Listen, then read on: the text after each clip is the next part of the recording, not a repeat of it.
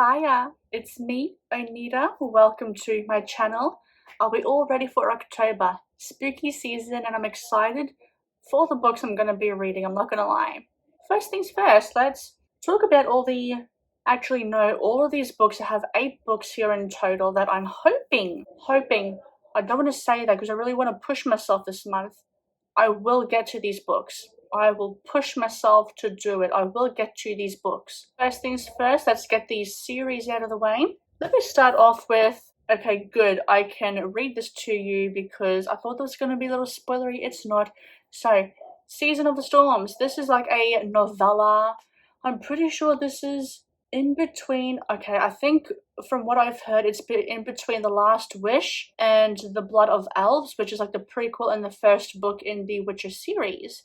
This one, Geralt of Rivia, the legendary swordsman whose mission is to protect ordinary people from monsters and mutants tasked with killing unnatural beings. He uses magical science, potions, and the pride of every witcher, his 2 swords, silver and steel. Or steel and silver. When a contract goes wrong, Geralt's signature weapons are stolen. He wants them back even if he has to travel to the other end of the world, outwit scheming sorcerers, and slay countless monsters to retrieve them. Oh, it's standalone. It's like an adventure, and it's a standalone. I didn't see that it was standalone. I'm very happy about that. All chapters are nice and short. We love short chapters. There's interludes as well. I wonder what that's going to be about. Yes, I'm excited to read this. After this, I am done with the Witcher series. Like, I'm not saying that in a negative way. I'm saying that I finished. Not that I'm done like I hated it, because I love the series. But I'm done in the aspect that I finished. This looks quite short, around 350 pages or so. Shouldn't take me too long to read it. The second book I want to get to, oh, this is a beast. This is a beast. I'm excited. Is Empire of the Vampire by J. Kristoff. I've been in a vampire mood for a while. Look how shiny and reflective it is. Is it better if I do it this way? So yeah, I'm really thoroughly excited. Look how big it is. Can you see how big it is? It's like a little over 700 pages. I have been in a vampire mood for such a long time now. Ever since Renee Ardier came out with is it The Damned? I can't remember, but she came out with the vampire book herself. And it was ever since reading Midnight Sun by Stephanie Meyer that I'm just like, I need to read vampires right now. This one, it's been 27 long years since the last sunrise. Vampires have waged war against humanity. They have built their eternal empire, even as they tear down our own. Now, Gabriel de Leon, he is half man, half monster, and the last remaining Silver Saint. He's been a sworn brother of the Silver Order, and he is dedicated to defending the realm of the creatures of the night, and he is all that stands between the world and its end. He has been imprisoned by the very monsters he has vowed to destroy, and he is forced to tell his life story. A story of legendary battles, forbidden love, faith lost, and friendships won, of the wars of the blood and the forever king, and the quest for humanity's last remaining hope, the Holy Grail. Most of the vampire books I have read have taken place in modern times or in like contemporary urban settings, but this one seems like it's completely fantasy, and that intrigues me. There actually is another book series I have read that the world does take place in a fictional fantasy and it does have vampires in there. I'm not going to say which one it is. If you've read the book, I think you'll know what it is. Oh, can you see that? Stunning illustrations. I don't want to bend it. I don't want to bend the book. And this edition I have is also signed. And it has a really beautiful map. And it is big and huge. And like just over 700 pages. So yeah, I'm excited. It's my first J. Kristoff. Yeah, I'm excited. I don't want to say too much. I'm excited. Okay. And it is part of a trilogy. I think he writes in trilogies, like with the Nevernight Chronicles, a book I would also like to get to. Not this month though, bloody hell, I got too much on my plate. And the third series I want to read is Thunderhead by Neil Shusterman. It is the second book in the Ark of the Scythe trilogy. Can you see Maggie? There she is. She's beautiful. Thunderhead is the sequel to Scythe by Neil Shusterman. It is set in the near future where No one dies. Humanity has conquered war, poverty, famine, death even.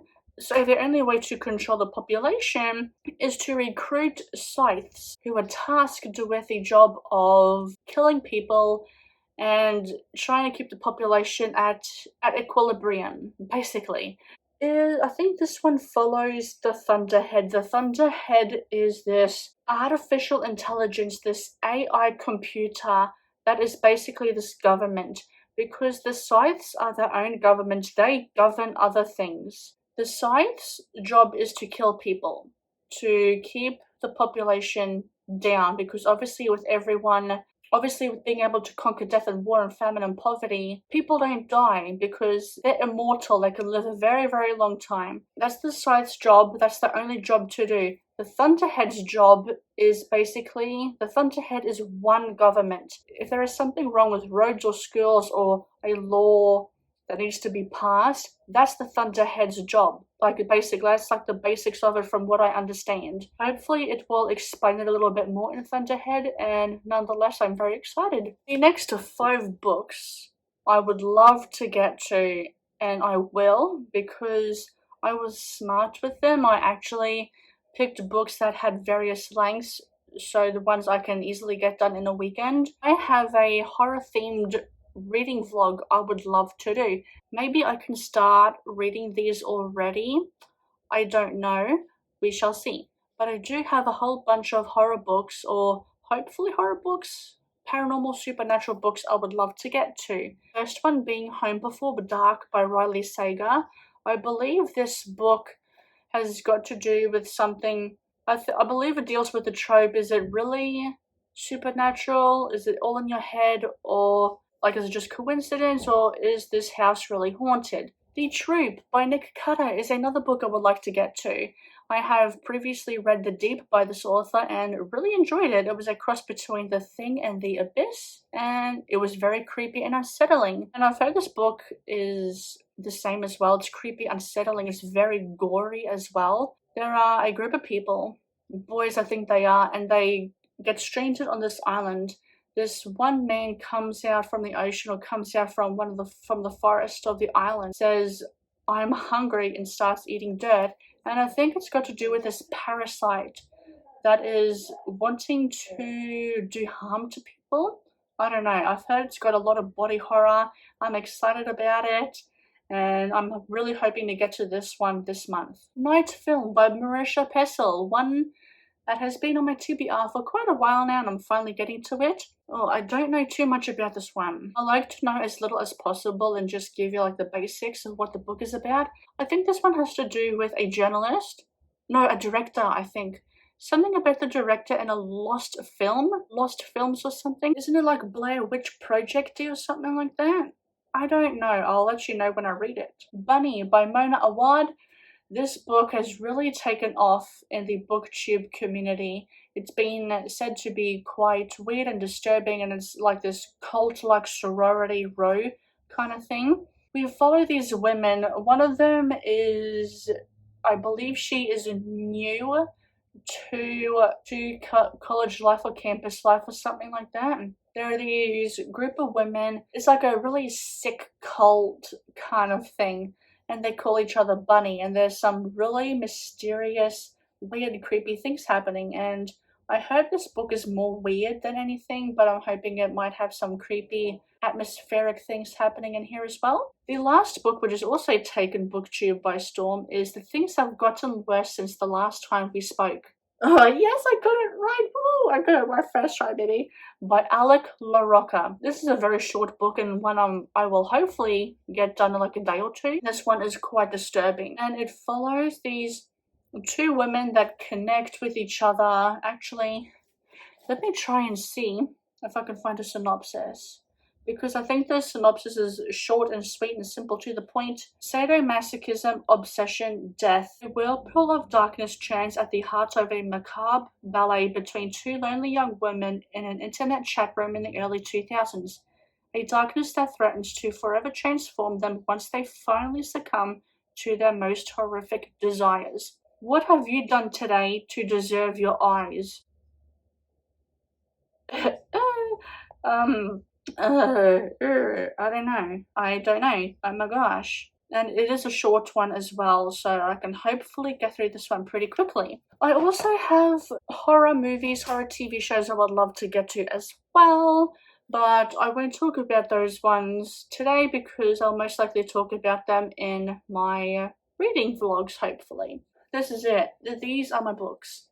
Can I get to them? I don't know. I have 8 books. I have read 8 books before and I did it without a problem. So hopefully I can get back on track and read 8 books this month.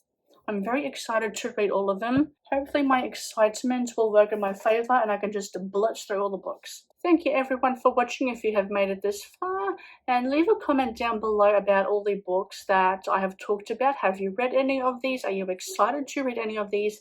Let me know what books you are reading for spooky season. I'm very interested to know, and I'm always looking to expand my never-ending TBR. So thank you very much yet again, and I'll see you in the next video. Bye!